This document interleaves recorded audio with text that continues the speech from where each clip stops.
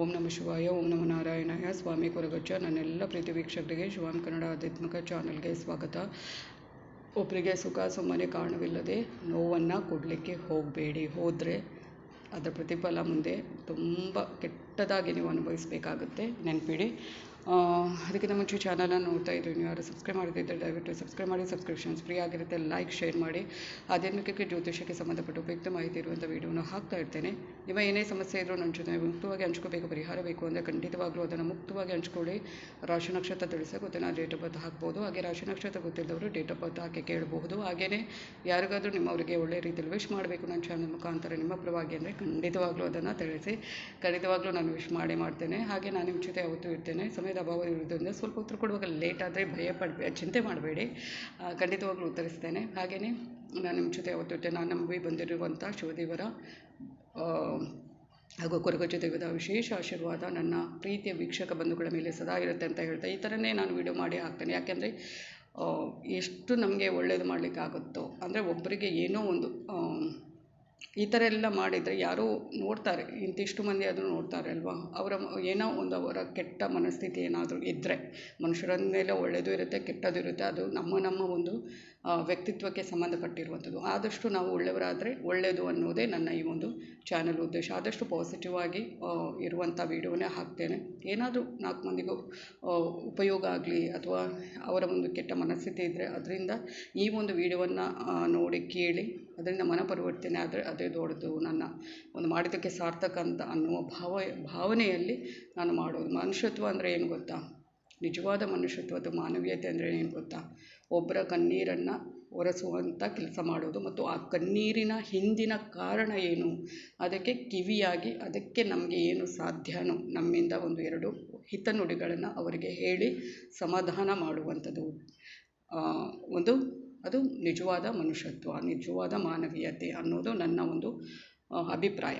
ನಾನು ಹೇಳ್ತೇನೆ, ಯಾವಾಗಲೂ ಹೇಳ್ತೇನೆ, ಒಬ್ಬರಿಗೆ ಕೆಟ್ಟದ್ದು ಮಾಡಿದರೆ, ನಾವು ಒಬ್ಬರಿಗೆ ಕೆಟ್ಟದ್ದು ಮಾಡ್ತೇವೆ, ನಾಳೆ ನಮಗೆ ಆ ದೇವರು 10 ಮಂದಿ ನಮಗೆ ಏನು ಕೆಟ್ಟದ್ದು ಮಾಡುವಾಗೆ ಮಾಡ್ತಾರೆ.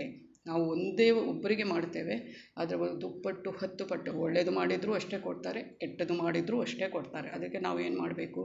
ನಮ್ಮಿಂದ ಸಾಧ್ಯವಾದರೆ ಒಳ್ಳೆಯದು ಮಾಡೋಣ, ಒಬ್ಬರ ಕಣ್ಣೀರಿಗೆ ಒರೆಸುವ ಕೆಲಸ ಮಾಡೋಣ. ಮತ್ತು ಅವರ ಕಣ್ಣೀರಿಗೆ ಕಾರಣ ಏನು, ಯಾಕೆ ಅವರು ಕಣ್ಣೀರನ್ನು ಹರಿಸ್ತಾ ಇದ್ದಾರೆ, ಯಾಕೆ ದುಃಖದಲ್ಲಿದ್ದಾರೆ, ಅದನ್ನು ಇಷ್ಟ ಆದರೆ ಕೇಳೋಣ. ಅದಕ್ಕೆ ಸ್ವಲ್ಪ ಸಮಾಧಾನದ ಮಾತು ನಮ್ಮಿಂದ ಏನಾಗುತ್ತೋ ಅದನ್ನು ಮಾಡೋಣ, ಒಂದು ಮನುಷ್ಯತ್ವವನ್ನು ಮೆರೆಯೋಣ. ಅದನ್ನು ಬಿಟ್ಟರೆ ನಮಗೆ ಯಾರ ಹತ್ರನೂ ಆಗೋದಿಲ್ಲ, ಅವರು ಏನೂ ಮಾಡಿರೋದಿಲ್ಲ ನಮಗೆ. ಬಟ್ ಏನಾಗಿರುತ್ತೆ, ಕೆಲವರ ಮನಸ್ಥಿತಿ ಆಗಿರುತ್ತೆ. ಅದು ಕೆಟ್ಟದ್ದು ಒಳ್ಳೆಯದು ಅಂತ ಅನ್ನೋದಕ್ಕಿಂತ ಆ ಮನಸ್ಥಿತಿಯನ್ನು ಏನು ಮಾಡ್ತಾರೆ, ಬದಲಾಯಿಸಿದ್ರೆ ಒಳ್ಳೆಯದು. ಈಗ ಒಬ್ಬರ ಹತ್ರ ಆಗೋದಿಲ್ಲ ಅಂದರೆ ಅವ್ರ ಬಗ್ಗೆ ಇಲ್ಲ ಸಲ್ಲದ ಆರೋಪ ಮಾಡೋದು ಅಥವಾ ಅಪವಾದ ಹಾಕುವಂಥದ್ದು, ಅವರನ್ನು ತುಳಿಯುವ ಪ್ರಯತ್ನ ಮಾಡುವಂಥದ್ದು, ಅಥವಾ 4 ಬೇರೆಯವರ ಹತ್ರ ನಾವು ಅವರನ್ನು ಏನು ಕೆಟ್ಟವರು ಅನ್ನೋ ಪಟ್ಟವನ್ನು ಅವರಿಗೆ ಒರೆಸುವಂಥದ್ದು. ಆ ಥರ ಎಲ್ಲ ಮಾಡಬೇಡಿ. ಅವರು ಯಾವ ಥರ ಇರ್ತಾರೆ ಅಂತ ನಿಮಗೇನು ಗೊತ್ತಿರುತ್ತೆ, ಆಯಿತಾ? ನಿಮ್ಮ ಹತ್ರ ಏನೂ ಅವರ ಪರಿಸ್ಥಿತಿ ಅವರಿಗೆ ಮಾತ್ರ ಗೊತ್ತಿರುತ್ತೆ. ನಿಮಗೆ ಏನೂ ಆಗೋದಿಲ್ಲ ಅಂದರೆ ಅವರ ಆ ದುಃಖವನ್ನು ಇನ್ನಷ್ಟು ಹೆಚ್ಚಿಸುವ, ಅವರೇನೋ ಒಂದು ಕುಗ್ಗಿರ್ತಾರೆ, ಮಾನಸಿಕವಾಗಿ ಕುಗ್ಗಿರ್ತಾರೆ, ನೋವಲ್ಲಿರ್ತಾರೆ, ಏನೋ ಇರ್ಬೋದು, ಅದು ನಿಮಗೆ ಗೊತ್ತಿರೋದಿಲ್ಲ. ಬಟ್ ನಿಮಗೆ ಆಗೋದಿಲ್ಲ, ಅದನ್ನು ಇನ್ನಷ್ಟು ದೊಡ್ಡದು ಮಾಡುವ ಪ್ರಯತ್ನವನ್ನು ಮಾಡ್ತಾ ಇರ್ತೀವಿ ಅಲ್ವಾ.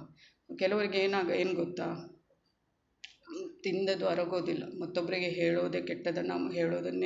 ಕೆಟ್ಟದನ್ನು ಬಯಸೋದನ್ನೇ ಅವರ ವೃತ್ತಿಯನ್ನಾಗಿ ಮಾಡಿರ್ತಾರೆ.